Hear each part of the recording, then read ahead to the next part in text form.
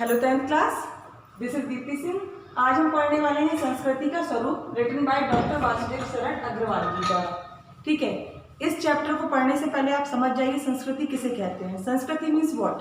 संस्कृति, सपोज हम लोग कितना भी पढ़ लें, कितना भी तरक्की कर लें, सब कर लें, लेकिन हम अपने संस्कार को नहीं भूलते। हम अपने बड़ों की इज्जत करते हैं, आदर करते हैं, सम्मान करते हैं, और हम लोग अपनी चीज़ें जो पुराने टाइम से चली आ रही हैं अगर अच्छी हैं तो हम लोग को लेके चलते हैं, उन बातों को लेकर ही आगे बढ़ते हैं। और जो बुराइयां हैं, कुरीतियां हैं, उन चीज़ों को हम लोग त्यागते जाते हैं, उन चीज़ों को रिप्लेस करते जाते हैं, अच्छी चीज़ें ही आगे लेके आते हैं। तो आज हम संस्कृति के स्वरूप के बारे में पढ़ेंगे।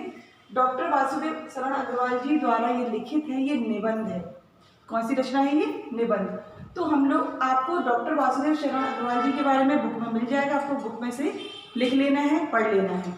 आज हम लोग इसका समरी जिसे कहते हैं वो पढ़ने वाले हैं। तो देखते हैं क्या लिखा है। डॉक्टर वासुदेव शरण अग्रवाल जी द्वारा लिखित, यहाँ पे आप लोग जोड़ लेंगे जी, लिखित, जी द्वारा लिखित निबंध संस्कृति का स्वरूप एक ज्ञानवर्धक और भाववर्धक निबंध है। ये किस टाइप का निबंध है?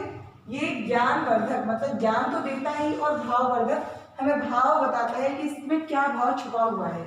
संस्कृति शब्द के स्वरूप, अर्थ और महत्व को निबंधकार ने कई प्रकार से समझाने और स्पष्ट करने का प्रयास किया है। जो संस्कृति शब्द है, इसके स्वरूप को, इसके अर्थ को, महत्व को, और जो निबंधकार है उन्होंने कई प्रकार से समझाने और स्पष्ट करने का प्रयास किया है। निबंधकार का यह मानना है कि जीवन के नानाविध रूपों को समुदाय ही संस्कृति है।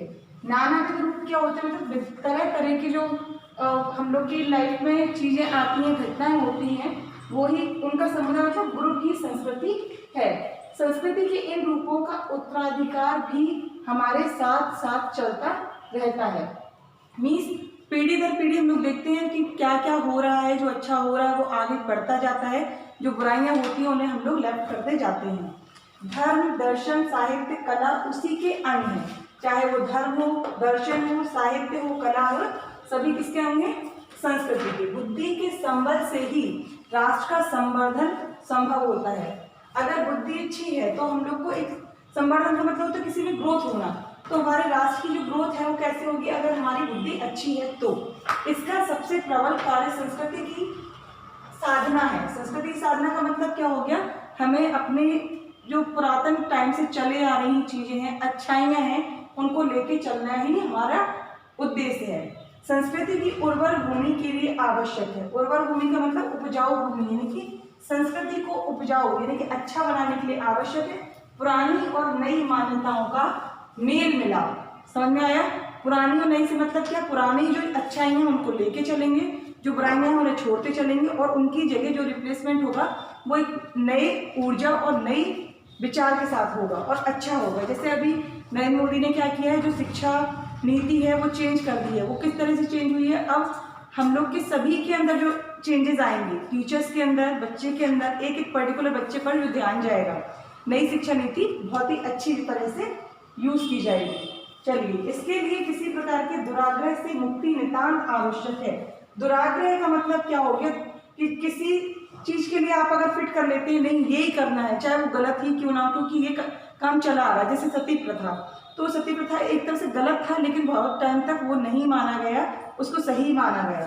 तो अगर दुराग्रह है तो हम लोग प्रॉब्लम में आ जाएंगे। अगर मुक्ति पानी है तो इन चीज़ों को हमें साइड में रखना पड़ेगा। अच्छा और बुरा, सही और गलत में फर्क आना जरूरी है।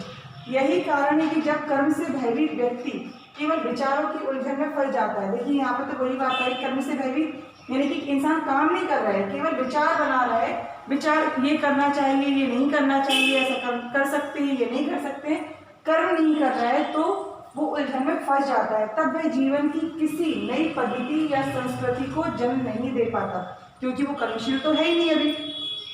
इसलिए यह बहुत आवश्यक है कि पूर्वकालीन संस्कृति के जो निर्माणकालीन तत्व हैं, यानी कि अच्छाइयाँ हैं, उन्हें लेकर हम कर्म में लगे रहें और नई वस्तु का निर्माण करें। नई वस्तु से मतलब नई नई चीज़ों का निर्माण होता चले।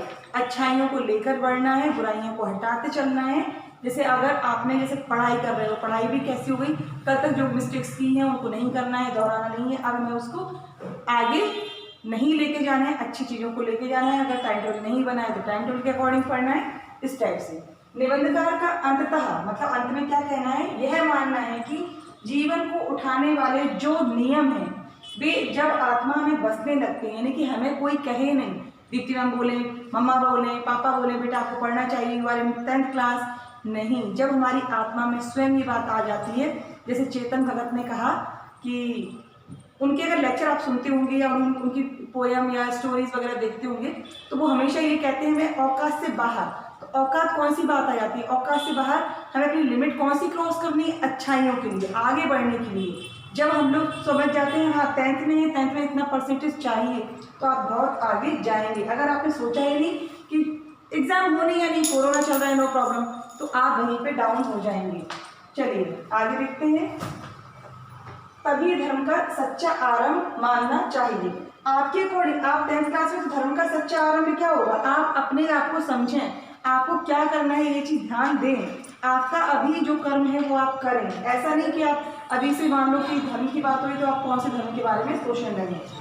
अपनी एज और अपने टाइम के अकॉर्डिंग आपके धर्म कर्म होते हैं। साहित्य, कला, दर्शन और धर्म से जो मूल्यवान सामग्री हमें मिल सकती है उसे नए जीवन के लिए ग्रहण करना, यही सांस्कृतिक कार्य की उचित दिशा और सच्ची उपयोगिता है।